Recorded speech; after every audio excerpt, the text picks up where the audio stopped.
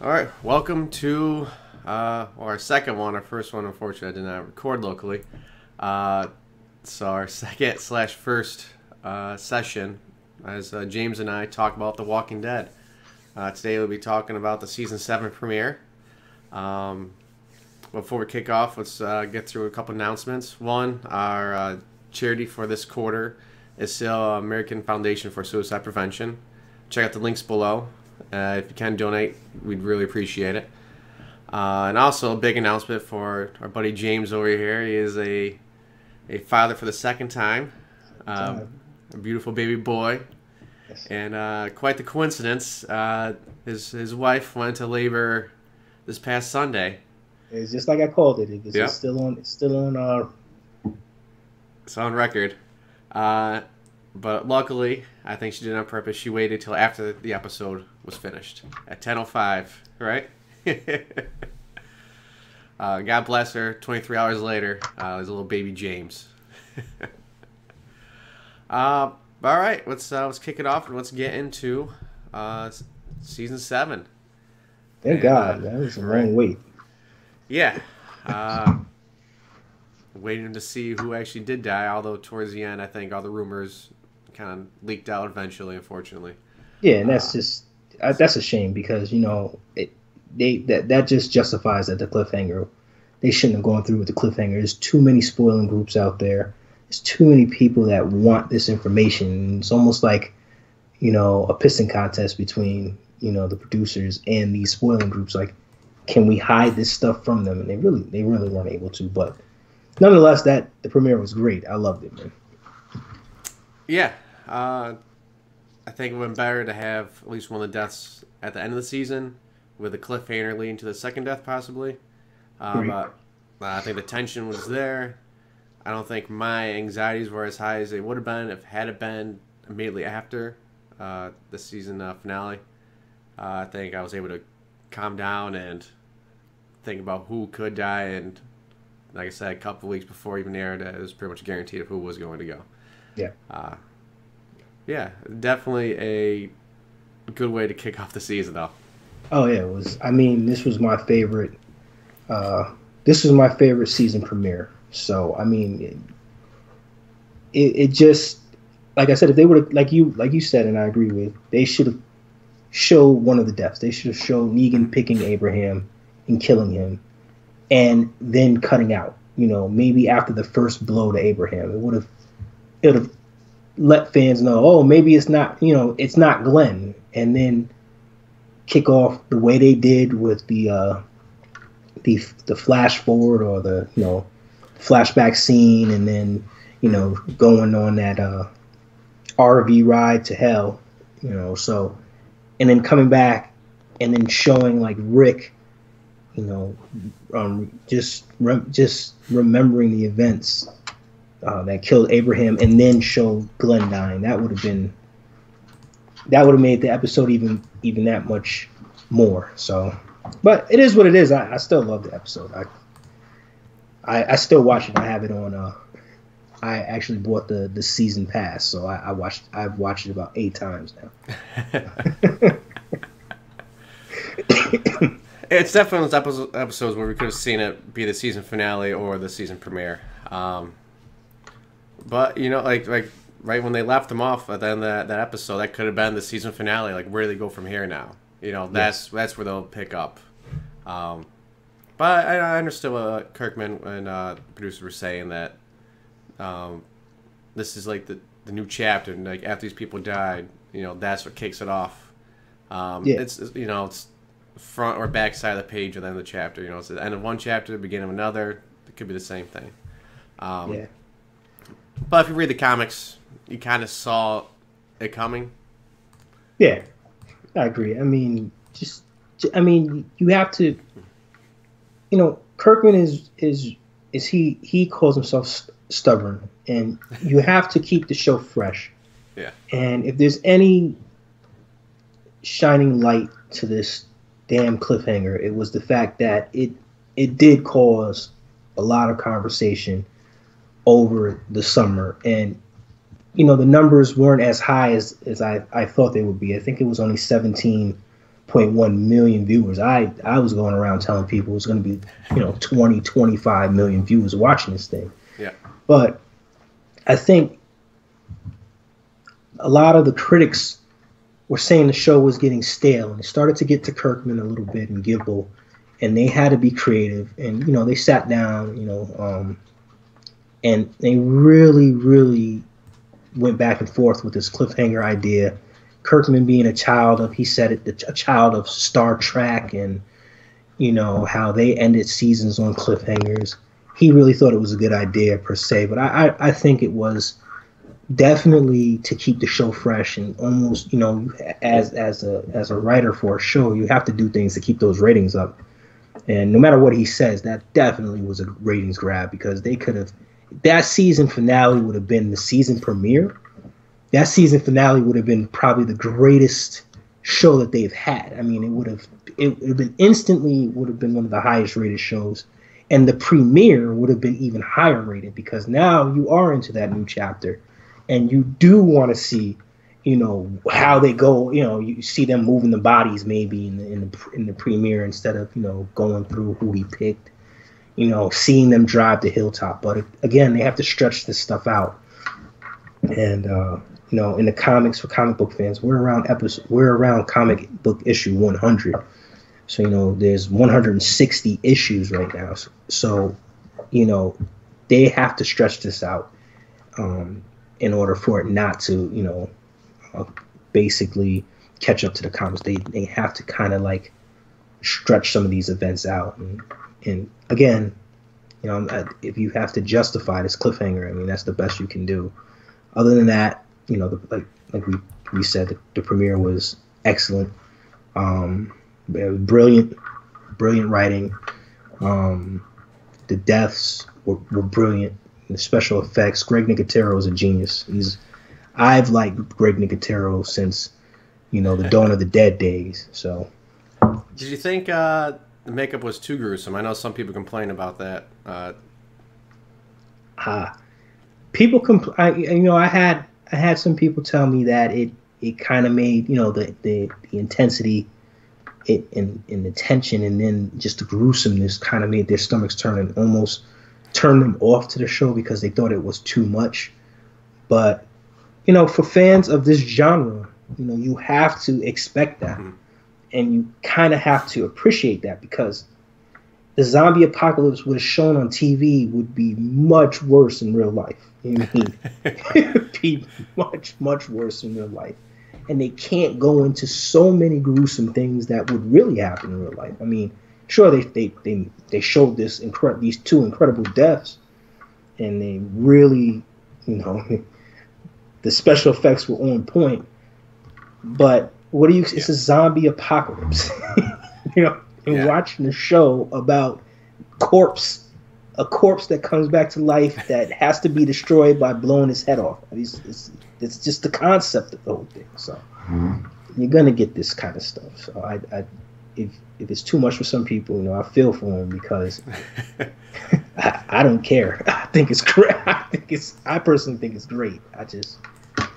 I don't want to see. It's like, why do you want to watch a zombie show with no blood? Or it's like Super Nintendo came out with Mortal Kombat back in, I was a child, and they didn't have any blood in it, and everybody was pissed off because they bought this damn thing for Super Nintendo, and none of the fatalities were even worth it. It was just the dumbest thing ever. That would be The Walking Dead without gruesomeness and gore. So think about that, for people who, are as old as I am and played Mortal Kombat on Super Nintendo. Now, did you think the two deaths were too much? Do you think it should have stuck to one death, or do you think it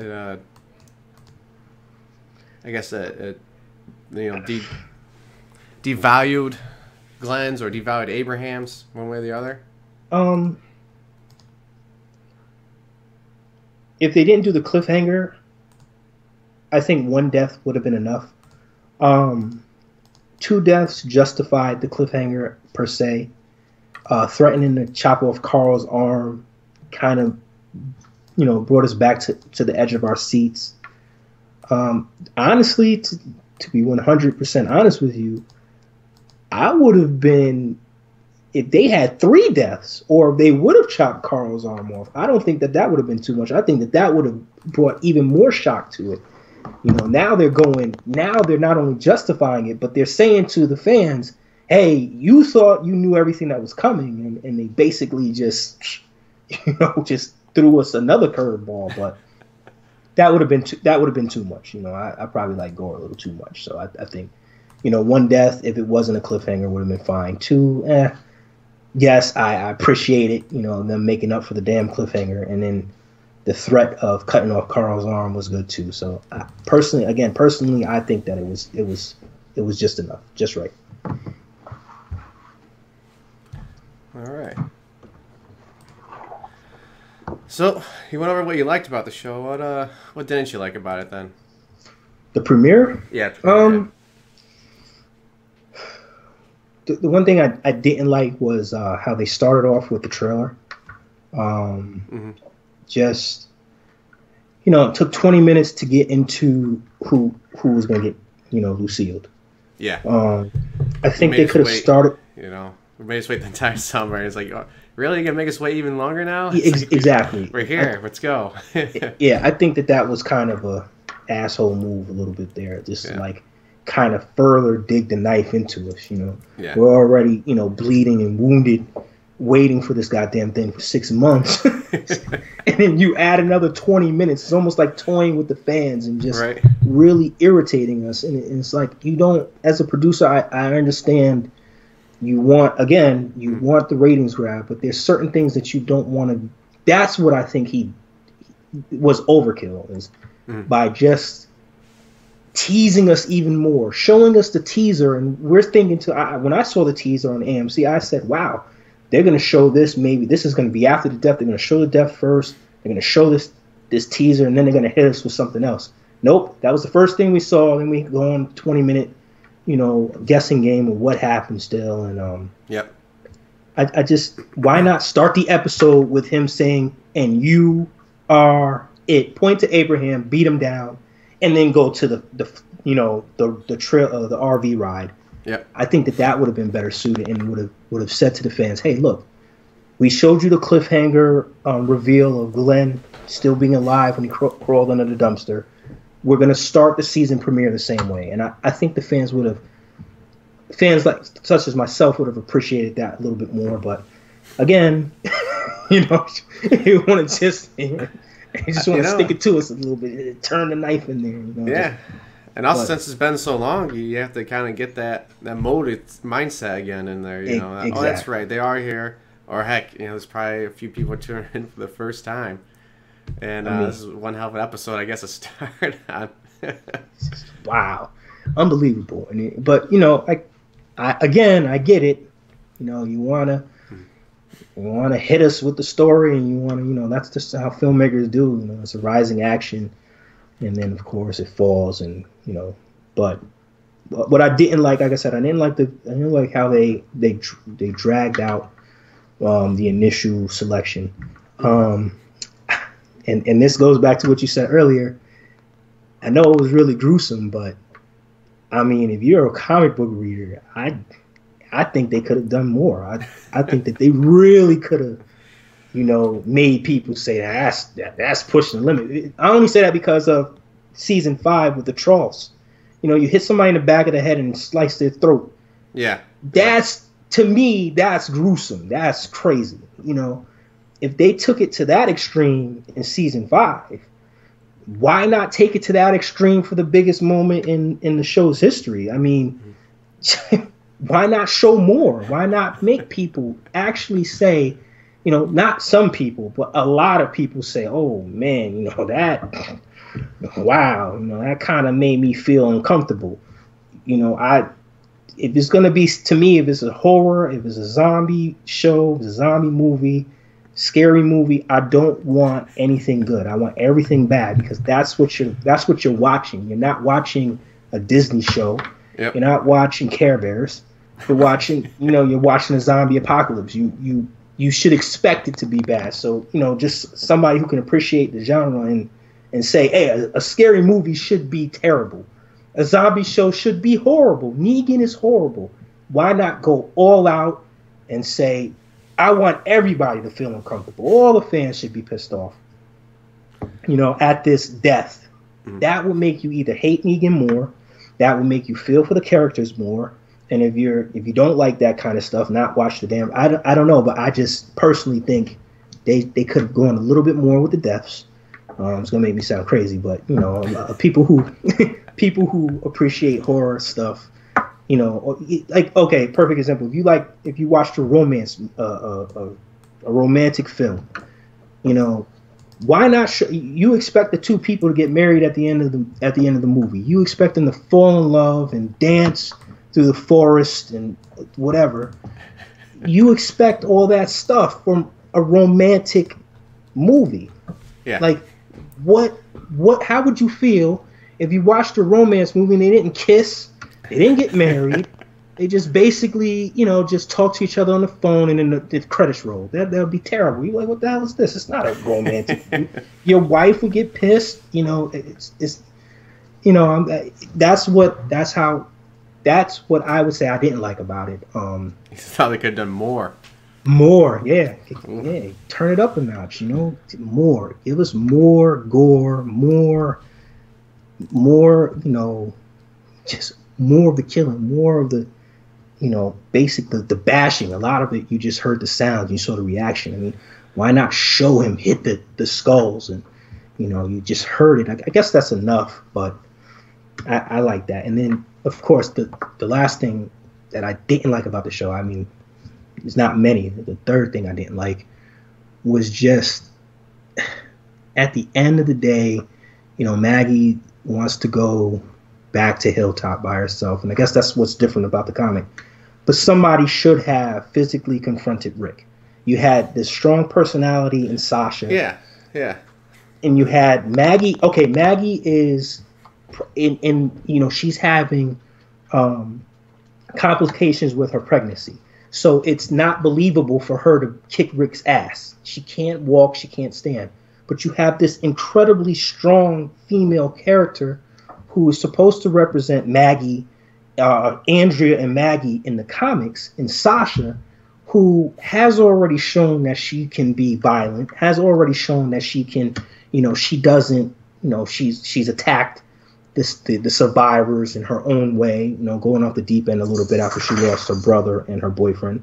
Why not have her stand up, help Maggie up, say, I'm going to take her back to Hilltop, walk over to Rick and, either spit in his face and punch him or just punch him straight up, call him a coward, have Carl pull the gun, and then after Carl pulls the gun, maybe Rosita, that's a bait and switch. So Rosita comes out and pulls the gun on Carl, I think that would have been great. That's one thing I did notice. The big difference there is like no one put that guilt on Rick, yes, which I thought was that was needed. That's a lot of weight. It's just one thing for him to feel it himself. It's another thing for someone like Maggie, we've grown, this entire apocalypse with, and to have her come out and call you out on it.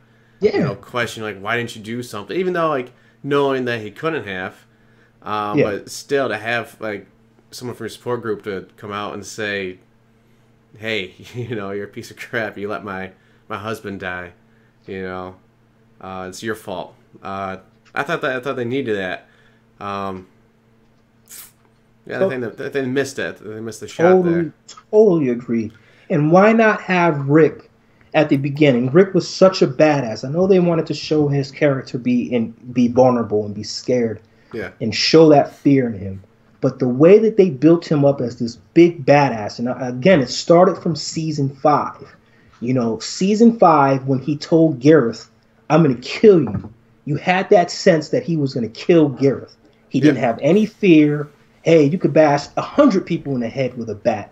But when I get away from you, I'm going to kill you. I guarantee you I'm going to survive, and I'm going to kill you with my my red-handled machete. Yeah. I'm going to cut you up in a church and all your friends, and then we're going to walk away to the next adventure. He didn't have that. He didn't have that leadership quality where he's going to go down. I'm the leader of this group. It should be me that you kill. And Negan should have stepped up and said to him, If Rick would have had that insane, they call it Ricktatorship, or that insane leader quality that he's shown the last 2 seasons, if he would have shown that and said to Negan, fuck you, kill me, I'm the leader, I'm going down with the ship, you kill me, you want to take over my group, come and kill me. If he would have said that, Negan would have said to him, just like in the comic books, you think I'm going to make you a martyr? You think these people worship you? If he would have dropped that line and shit on Rick's, stepping up as a leader and dying for his group, that would have been even more crazy. Can you imagine that? Like Rick being this tough asshole and just saying, "Hey, fuck you, come and kill me," and Negan saying, "Sit down, man. You think I'm gonna kill you? Huh? Yeah. Come on." Yeah, Rick. It kind of puts focus on like, is he doing it out of righteousness, or is he doing it out of like selfishness? Yes. What are the true intentions here? Does he really want to be a leader, or like Negan said in the comics, it's just trying to be the martyr here, Yeah.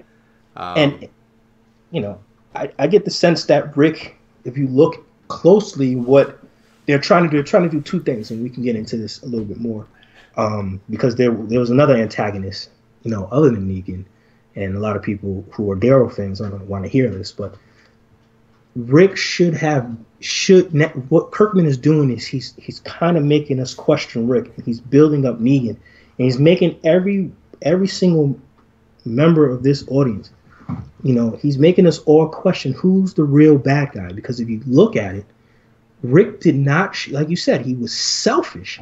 He thought about himself. He thought about Carl. He didn't say to himself, "Hey, look, I gotta die for the cause. I gotta die for my group.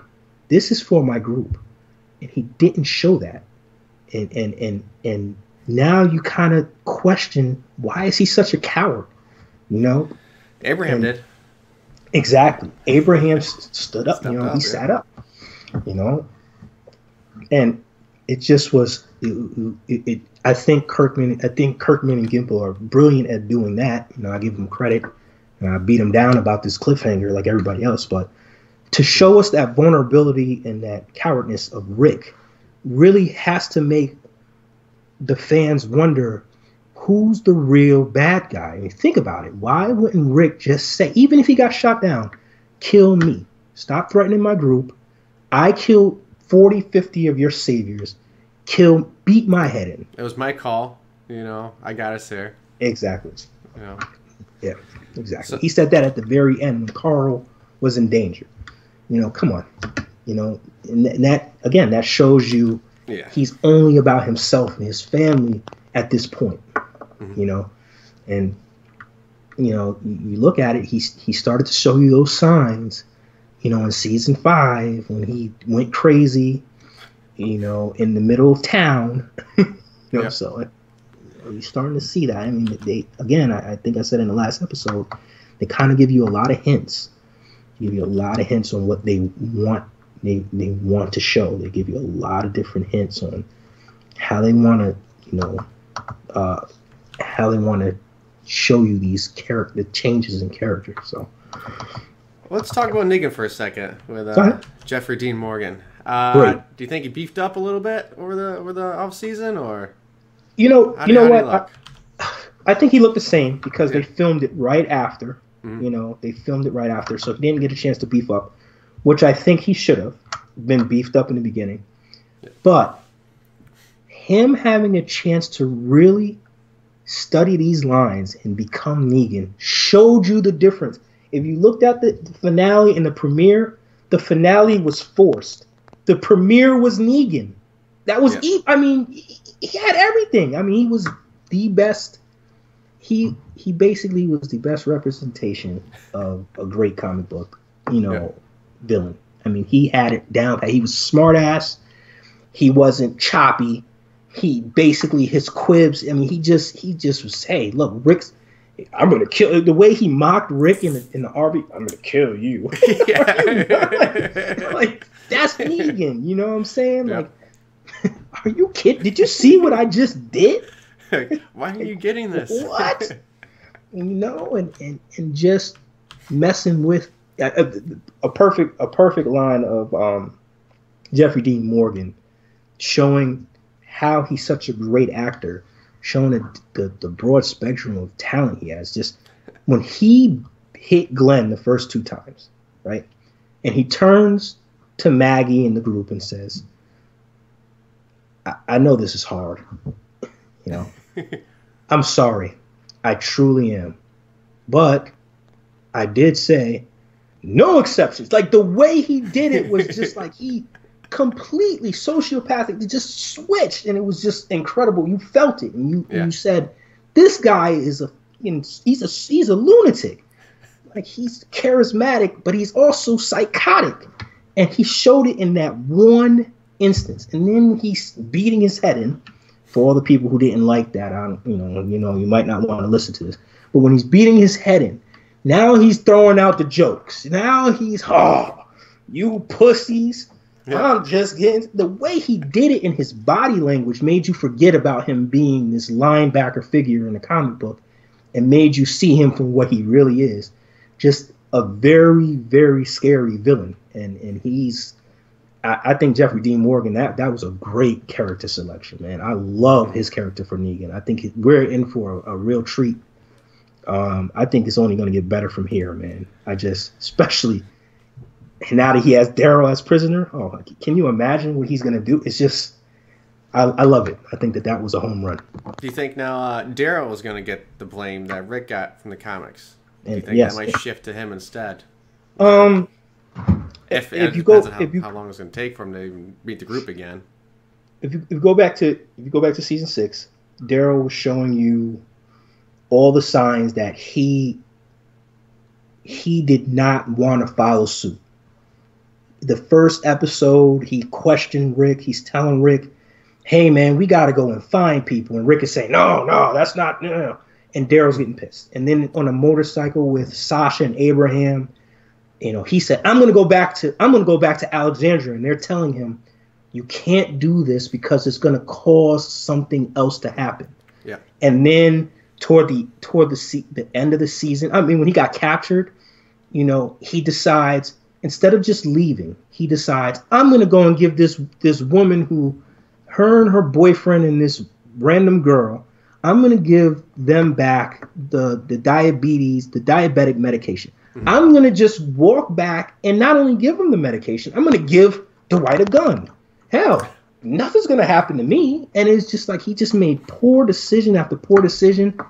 And you saw it coming. He let his anger get the best of him. I think he started to look at Rick as he didn't trust the things that Rick was doing.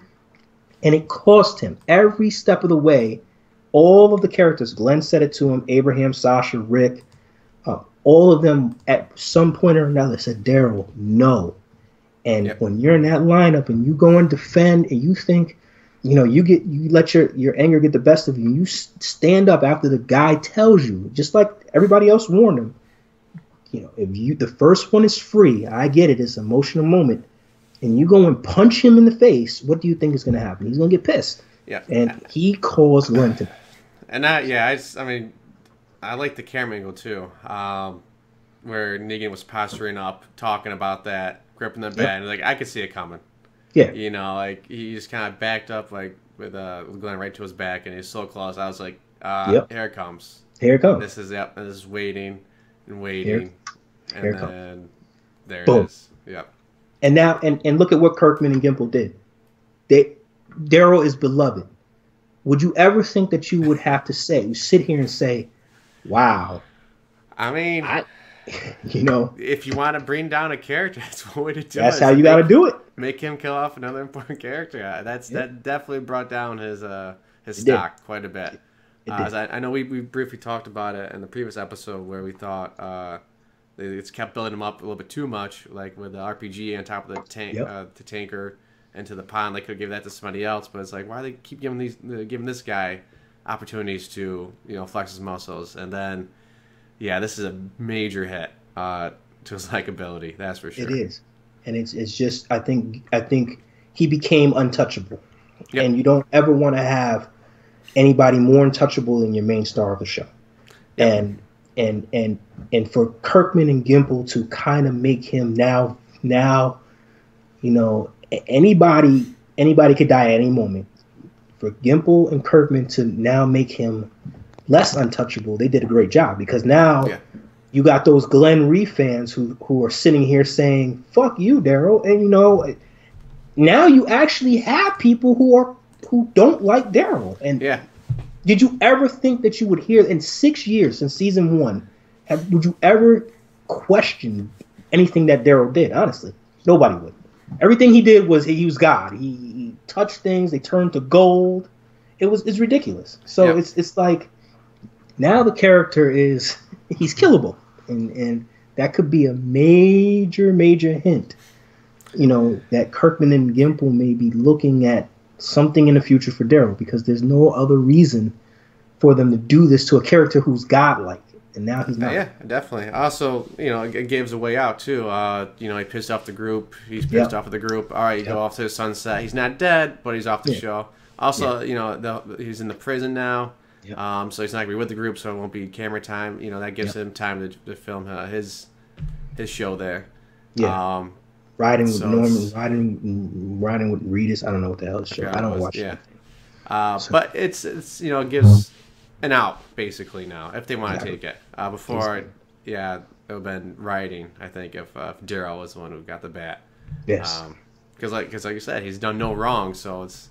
No, he's like he's the close. I think I think that if it came down to him, Rick, and Carl to die, people would want to see Rick and Carl die together, and Daryl be the last man standing. Like literally, you wouldn't even care. You can kill Michonne, Rick, Carl. You can kill Carol. You can kill the whole goddamn group, and as long as he's alive, everybody would be happy. You know, if you killed him and left everybody else alive, people would riot, and they literally said that fans. Daryl dies, we riot. I wonder if they'll riot now. You know, some fans may, but I don't know, man.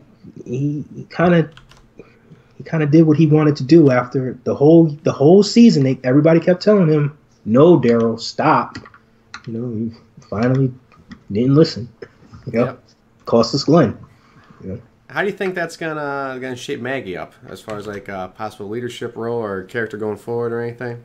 Again. We talked about this in the last show. Yeah, it's essential moment in comic. You know, it's essential that she becomes this leader, and you know, with Glenn alive, she will always look to Glenn for his opinion, for his approval, and killing Glenn in the comics propelled her to say, "I have to do for my unborn child at this point." And to be a leader of this community that my husband and I both wanted to be in. Now, I guess side note there was Sasha, because she's not in the comics. Now she's going there too. How do you think that's going to play out? I think it's two strong female leads, both possible leaders. I think that you're going to have, you know, you look at the character arcs. I think that Maggie's going to represent Rick, and I think Sasha's going to represent Daryl. I mean, why not? I think Sasha's going to become Maggie's right hand. I mean, they've lost so much together. This whole journey they've lost. It's almost back-to-back episodes. They're losing people left and right. You know, they lost. Herschel died. Of course, Sasha didn't lose anybody then. But then Bob died. And then Tyrese died. And Beth died. And then Abraham and Glenn died. So these two are just growing in grief and misery together, and they're hardening together. And it's like, that's the same as Daryl and Rick. Look at all the things that Daryl and Rick lost, and they lost it together, and they grew together. And now you have a Starsky and Hutch type of character arc with Rick and Daryl, and then of course you have you have Maggie and Sasha doing the same thing in a female point of view. But wouldn't that be something if? Now, I know this is not going to happen. I don't know if it's not going to happen, but wouldn't it be something if they led their community to Hilltop and they combated against Rick in Alexandria in some way? Can you imagine that? You know? That'd be great. I know. But I think that's what my assumption is. Sasha will be the right hand to Maggie, as Daryl is to Rick. You know? Mm-hmm. Interesting. Yep. That'd be because Sasha, just like Daryl, it's a wild card. You're not sure what's going to happen, so that's fun to watch. You know? Yeah, it is. It's very fun to watch. I think I think another thing that if you look at what Kirkman and Gimple are trying to do again, they keep emphasizing right hand. Mm-hmm. Why would they not? Sasha's the first one. I'm gonna take her to the hilltop. I'm gonna be with her. Why would they not want Maggie to have a right hand at the hilltop and Rick to have to find his right hand? Enid and Carl, right? I mean, just Carol and Morgan. It's all shaping up for them to show you these partnerships, to show you, just like Negan said. I mean, this is another hint that they're probably throwing at you. Without a right hand, it's a whole lot of work. They don't say these things for any reason. And look at these couplings. We're in for a ride, man. I'm telling you. That's Negan said, Yeah, man. Right, man. Just doing a lot of work. You need somebody there. Whole lot of work, just like that. Just he knows, and he emphasized that did I kill your right hand? Yeah. This is an asshole. I love him. I think it's great, but I think we're going to see a lot more of these couplings, and I think we're going to see a lot more of these right hand relationship type of things where you're going to see duos. And I predict Maggie and Sasha. I think Rick is going to get Daryl back. Carol and Morgan. Rosita and Eugene. Carl and Enid.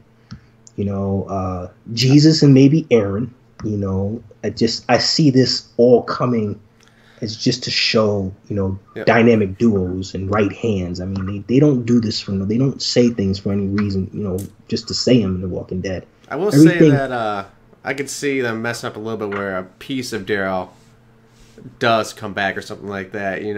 They don't meet some sort of crime. I could see them a piece of skin or something like that. Agree. I think they have to hit that at least once to show that they do mean what they're talking about here. Agree. I guess talking about the coupling, the show is actually, I don't know if it's progressive nowadays, but for the South and Atlanta, there's a lot of biracial couples. There's a gay couple. It's pretty awesome. I tell you what, 20 years ago, and I don't know, you down there in Alabama, that would not fly. Jesus no, Christ. Right? Ooh, no. Can you imagine? Michonne and Rick, obviously there. Abraham. What about Glenn and Maggie? Glenn and Maggie? Yeah, man. You got Aaron and Eric. Yep. And, they're hinting that Jesus might be gay, a gay Jesus. Southerners, they don't like that stuff too much. I'm hoping we get like a Muslim on there. Yeah, maybe. And then maybe, she can hook up with the preacher. Why not? Just... Yeah, why not? Right? What would be funny? Not per se. What if Carol hooked up with Ezekiel? Why not? That's another possibility. I mean, yeah. I'm Morgan and Carol. That's another biracial, possibility. Yep. So because in the comics, this is it's different now. Who Ezekiel hooked up with in the comics? No spoilers. That person, for one reason or another, will not be hooking up with them most likely. Exactly. Carol is not around in the comics anymore. Not at this point, but she, So another wild card. You don't know what she's gonna do. Don't know, man. Yeah. You really don't know, and that's totally true. I mean, look at Rosita and Abraham, like you said. Abraham likes some flavors, man. He had Rosita and he got Sasha. Yeah. And he had his wife was appeared to be white, so he had the trifecta there, I guess. Yeah, he was a world traveler. That's right. My man right there. It's the gingers, I guess. They got it. Abraham don't care. Babies are all colors and stuff. He loves it. Ain't nothing wrong with that, Abraham. He died a hero. He's trying to mix some Bisquick. Right? Yeah. But yeah, man, I think we're in for a good ride this season. I like the way they started up the season. Like I said, I had some dislikes. We talked about, we didn't really talk about the deaths. You want to talk about the deaths a little bit, each significance in the show, or? Yeah. We can have the trend of Glenn avoiding multiple deaths throughout. One thing I think we do have to kind of I like to go back and count. Maybe there's some sort of like number significance there, like 9 lives or lucky number 7 or Yeah, something like that. I think he passed 9. I think that he's maybe it's 13 then, double digits. Yeah, something crazy. I mean, there was 2. I know there was 2 in season 1. He almost died with Rick when the blood got washed away, and then in CDC, that was as near death as you can get. Season 2, he almost died in a well. Let's see, was that the only? Nope. And then he almost died at the bar when he almost got shot. Yep. So that's 4. Season 3, he almost died when Merle kidnapped him.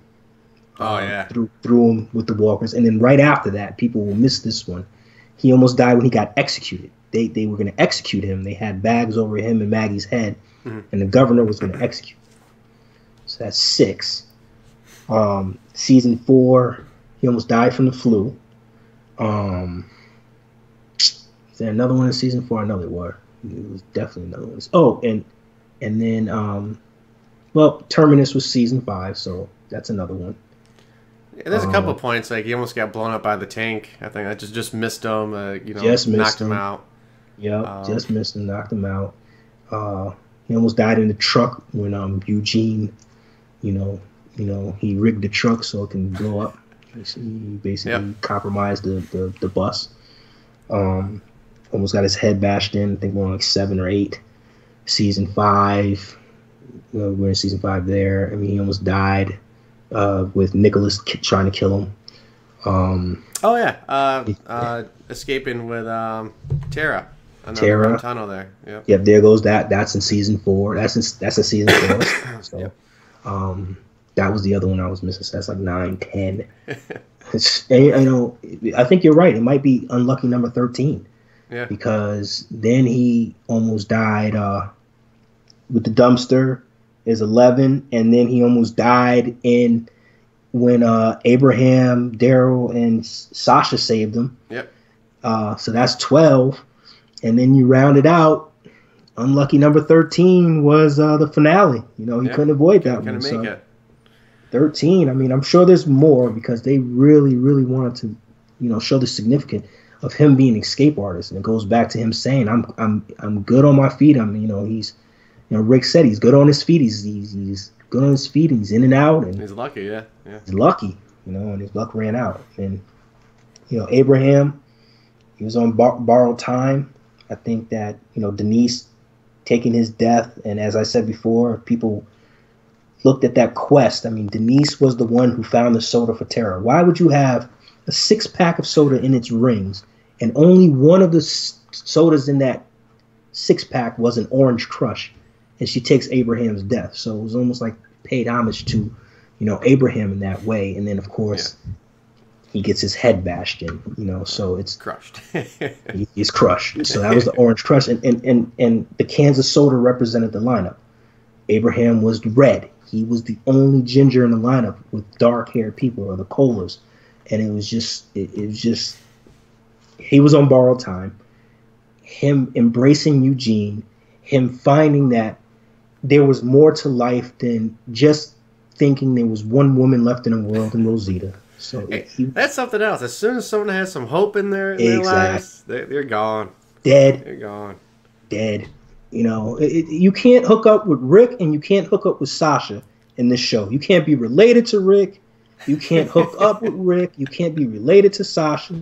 You can't even look at Sasha. You are going to die. Same with Maggie. Don't have any ties to Matt. Don't be her cousin, her uncle. Don't be anything related to Maggie because you're gonna die. If she loves you, you're gonna die. Horse. Yeah, she lost a horse. Literally, these 3 people just stay the hell away from them. You're in zombie apocalypse, and people that are like them. Get away from them. Don't be friends with them anymore. Their names are Maggie, Sasha, or Rick in a zombie apocalypse. Find another group. Get out, because you most likely gonna die. So someone commented, talk about Sasha Maggie duel there. They mentioned that Sasha would be more like Rick in the respect that they both make decisions from emotion without thinking ahead, while Maggie is more foresight, or has more foresight. I think Rick. I think it's the opposite. I mean, I like that. I understand what you're saying, but I think it's the opposite. I think Rick has more foresight, and I think just by last season, Daryl was the one who dealt by emotion.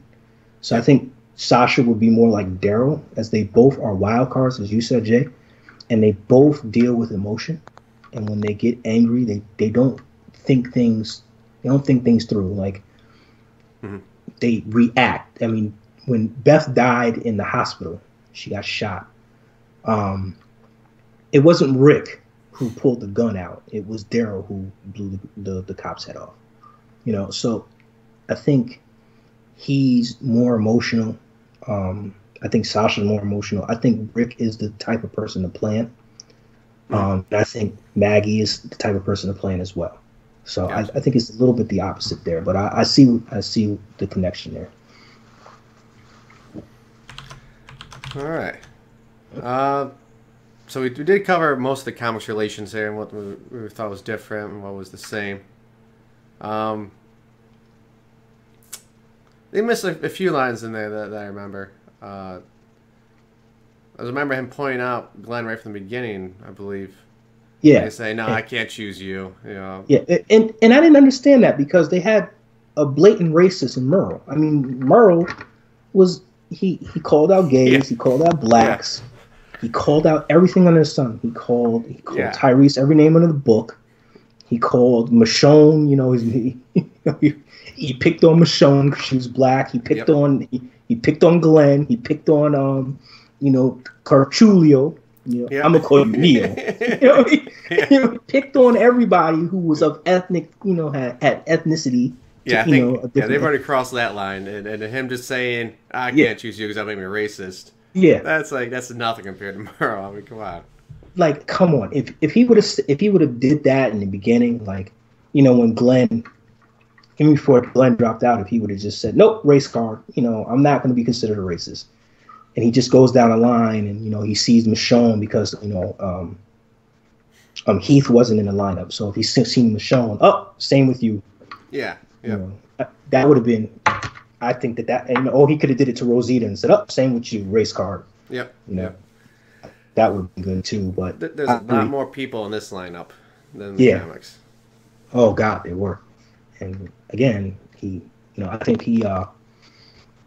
With Carl, he kind of hit on. I think he kind of hit some of the lines with Carl, just remixed. Again, he didn't. He didn't. The one, like I said, the one thing I wanted to see was him tell Rick, "I'm not picking you because I'm not making you a martyr." I think that Kirkman and Gimple really took the damn cliffhanger too far because they wanted us to think that Rick was going to die, and it's impossible. You can't kill him like that. Yeah. So I don't know why they wouldn't say to Rick, "I'm not killing you. These people I need to break you. I need to," what he said in the comic book. And it's going to be very, people who think that the show is too gruesome. In the comic, he said, "I want to slide my dick down your throat and have you thank me for it." He said that. And come on. How else do you break somebody but say, "Hey, look, I'm gonna do that in front of your girl Michonne. I'm gonna slide my dick down your throat and make you thank me for it." Can you? I mean, wow. They could have did that. What's his name says, "Suck my nuts." Yeah, right. So, so we missed a couple of good comic book lines. But they also gave us a lot of things that weren't in the comic that I like too. So it's okay, I guess. So you think they established Negan though? God, yeah. Oh definitely. Jesus, I think he's darker. I think he's he's more heinous. Yeah, that's a word. I made that. Well, unlike the comics, you can't just rely on his physical attributes to intimidate people. You have to. Not saying that Jeffrey D. Morgan isn't a tall built guy, but the comics, Negan probably has him by at least 50 pounds. Yeah. So it's not necessarily your first impressions of him, but it's that smile and is the way he talks. So cocky. That's offsetting. I think that the governor in the comic book was a Mexican American guy, and if you read the novels, spoiler, the governor's name, his real name was Brian Blake, and Blake was his older brother, and he was a tough, hard ass, and Brian Blake was this scrawny version of his younger brother. So Philip was the younger brother, and Brian was the older brother, but the older brother was the badass, was the younger, bigger brother, as per se. And he would defend Brian all the time. So when Philip died, Brian took on, Philip's, he took on, what am I looking for? Philip's, he embodied Philip. Yeah. He became Philip. He even said it when he took over Woodbury. He said to Martinez, Martinez said, what's your name, friend? And he goes, Philip Blake. So Philip Blake was a scrawny guy. They described him as short, skinny, scrawny. And then the governor in the TV show was the 6'3" monster. He was just a humongous man compared to what you know of in the comics. So I think that maybe they over exaggerated the governor and his physical attributes, and they over exaggerated Negan's mental attributes. I think that you're going to see a smaller Negan, but more sinister Negan, where you saw a more physically imposing governor, but not as crafty as the one that you saw in the comic book. Because the governor in the comic book was a bad MFer. And I guess I could say more. I could say the word because I've been talking so bad.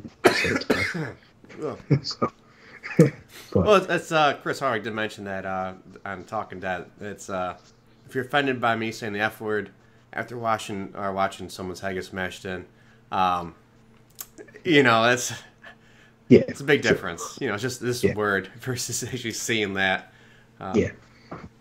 So. And that thing, I actually have to watch the Talking Dead. So going back to the shout out that Jay gave me in the last episode, the last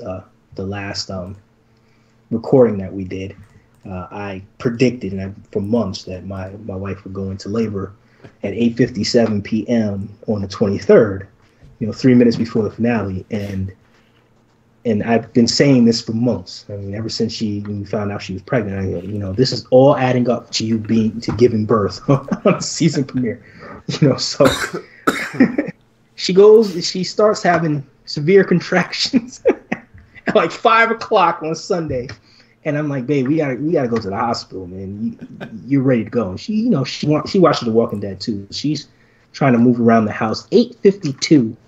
They're starting to get more intense, and I'm like, God, did I call this or what? Like, the bag is packed, we're ready to go, and I got to give her a lot of credit, man. That's why I love her. She literally watched the whole episode, contractions and all, and her water broke at 10:05 p.m.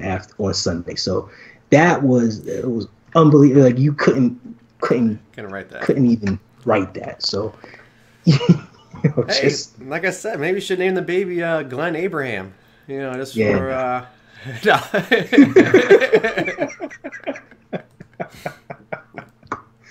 So but hey, man, that was amazing in itself that actually happened the way it was. But I mean, I missed the talking. The whole point of that reenactment or whatever is that I missed the Talking Dead, so I have to actually watch that at the hospital. This is the first day I've been home, and she's resting comfortably, and the baby's resting comfortably. So I actually have to watch the Talking Dead. I kind of steered away from. I think I've seen a little bit of it in the hospital. We watched a little bit before we had to turn the TV off because she was in labor. So priorities. So, let's turn this off. And she kind of fought me about it a little bit, saying that she could watch it, but I threw the towel in for her. Just don't worry about this. We'll watch it after you have the baby and you're up for it. But I want to watch it. I want to see the cast reaction to losing two huge characters like Glenn and Abraham because I liked Abraham a lot. I think that Abraham to me was an untouchable character. I knew he would die, but to me, I liked Abraham so much because he was just badass, and his one-liners were just awesome. And I'm the type of person, I'll make a one-liner and people will repeat it, and it just reminded me of what I do, just being a wise ass, and Yep. and just his just physical, appearance, in the group. I mean, he imposed his physicality many times during his stint on The Walking Dead, and I think that him going out the way he did, it was suiting for him. Just why wouldn't he die that way? Why wouldn't he sit up and stand up to Negan and say, "Hey, you can hit me in the head, and you can still suck my nuts"? That's incredible. So, I'm gonna miss the Abraham character more so than even Glenn. And I like Glenn, but I knew it was coming from the comic book, so I kind of was desensitized from it. But losing Abraham that's the one that the way he died, it was fitting for him. So. Oh yeah, definitely.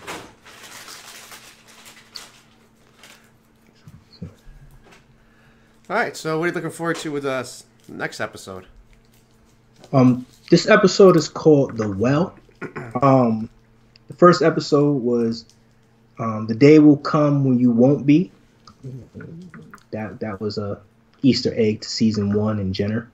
This is called The Well, and I think that this is a Easter egg to season 2. This is going to show us the incredible comic book character of Ezekiel and his pet tiger Sheba. It's going to show us the conclusion of not the conclusion, but where the Morgan Carroll cliffhanger went. It's going to bring back 2 of my favorite characters on the show. I think Carroll's character is incredible, and Lenny James is incredible. So Morgan is one of my favorite characters as well. And like I said, we get to see the kingdom. There's obviously some seekers in the kingdom. They obviously have a relationship to other communities. Comic book fans will know this. They also have interacted possibly with a group called the Saviors. So we're going to see, the introduction of this next chapter in the comic, and I can't wait for it. I can't wait to see how they depict. They basically depict the kingdom, and like I said, I like Morgan's character. Lenny James is unbelievable. Amazing, yeah. I absolutely love Carol. Melissa McBride is a great actress. They casted Kari Payton as Ezekiel, and he should be great. I mean, and they knocked it dead. I mean, he actually physically looks like Ezekiel. Yeah. And he sounds like I expected Ezekiel to sound like. Obviously, the comics don't talk, but I think they're getting these characters. I mean, you got to agree with that. They're knocking these characters down. I mean, just Abraham, Rosita, Maggie, Glenn, Ezekiel. That tiger too. I mean, that's that's a CGI tiger. Yeah, that's pretty nice, man.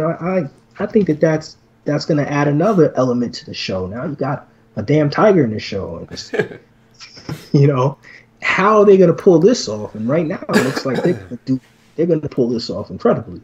And it's just I look forward to it. So again, it's an Easter egg called The Well. I think the first episode was like I said, the day will come when you won't be. Yep. And the third one is The Cell. The Cell, because so third season. If you kind of look at this, the first episode shows the first time Glenn almost died, the second time Glenn almost died, and he almost died in a cell that's season 4, so I kind of screwed that up. Never mind. But actually, season 3, he was in a cell. Merle put him in a cell with the Walker, so we can say that. So they're kind of being crafty here. I think they're paying homage to Glenn, Stephen Yoon's character. I think they're very smart. They like to do little Easter eggs like that. Catch up. Oh yeah. But So I think that episode 2 is going to be extended episode for people who are going to watch. I think it's going to be 75 minutes. So around 10:15 it should be over. Episode 3 will go back, and we'll get into that next week. But episode 3 will go back to Negan capturing Daryl, and then we'll go from there. But hang on to your hats, man. If you like season 6, I think season 7 is going to be incredible. I think we're going to get that all-out war feel, don't you think, Jay? I think that is. I think it's building up. Yep. Yeah, like man. The comics, we're getting there. All-out war. I can't wait for that. And obviously seeing how they depict, how they actually capture Ezekiel's character in real life is going to be pretty good, pretty amazing. We'll see, man. I can't wait. I'm looking forward to it. Yep. And before that, tomorrow I'm taking off for the convention in Atlanta. So. Look at this lucky ass. Do you have any questions for anybody? You want me to go ask them, James? Maybe. Yeah. Any questions? Let me know. Try to answer them the best I can. Well, yeah. Do you have any questions for the actors that I'll be seeing and partying with over the weekend? You're rubbing that one in.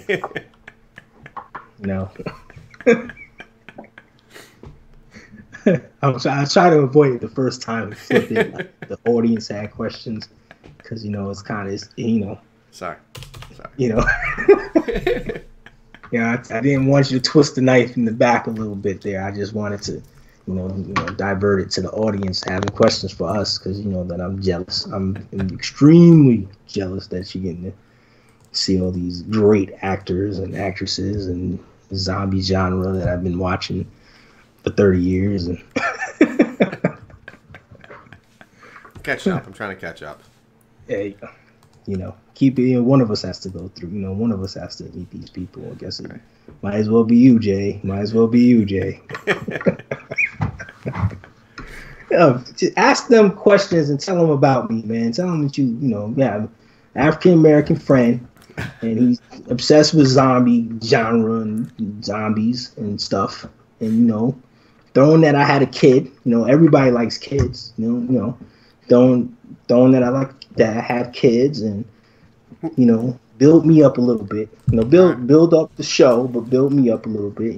Give me some autographs and some season passes to all the episodes, and I asked them if I could be a zombie extra, and I don't care. Maybe I could be the next villain. Just do all that stuff for your friend. Don't they have a trend going on? Tall white guys. Yeah. I don't fit either one of those. Yep. I'm halfway there. Yeah. Hey. So. They can put some stilts on me or something.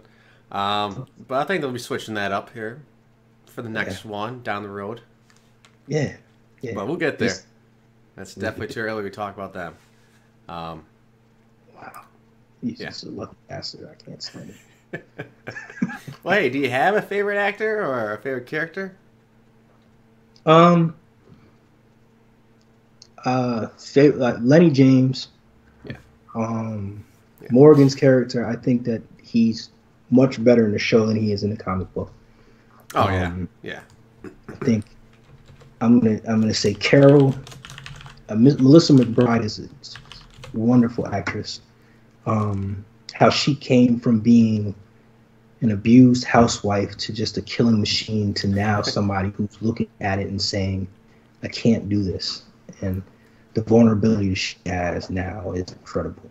Yeah, so completely different vulnerability than when she first started. It's just a whole. It's just incredible, and actually all the characters have similar arc. They start off, Rick, Cheryl. They kind of start off, these innocent type of people. They turn bad and they turn back good and possibly turn bad again. Morgan, same thing. He was innocent, turned bad. Became, this peaceful monk type character. I think all of them are getting the same type of arcs and just how the world changes. But Lenny James, Melissa McBride, Abraham, Michael Cutler's brilliant. one-liners. Like I said, it just reminds me of me being a wise ass. You know, Michael Cutlets.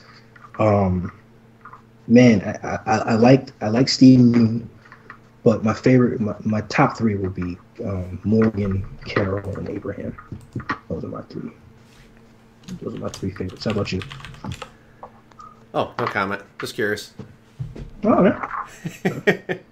Thanks, man. Make sure you tell them that if you see them. Okay? Yeah, I'll do my best.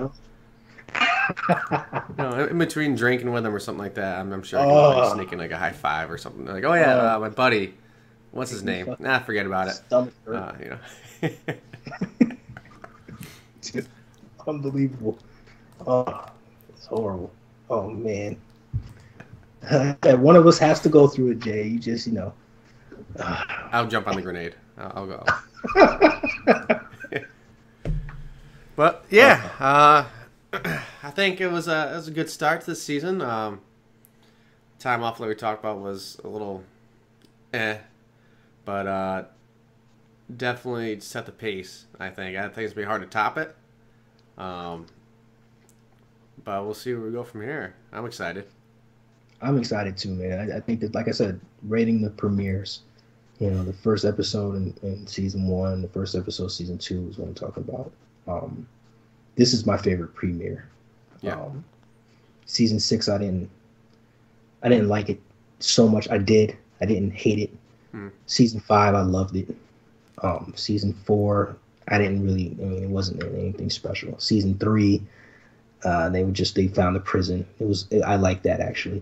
Season 2, I liked that. Season 1, I liked it, but season 7 was just insane. So did they have to do it like that? No. But since they did, it's the best premiere that they've had. Yeah. Well,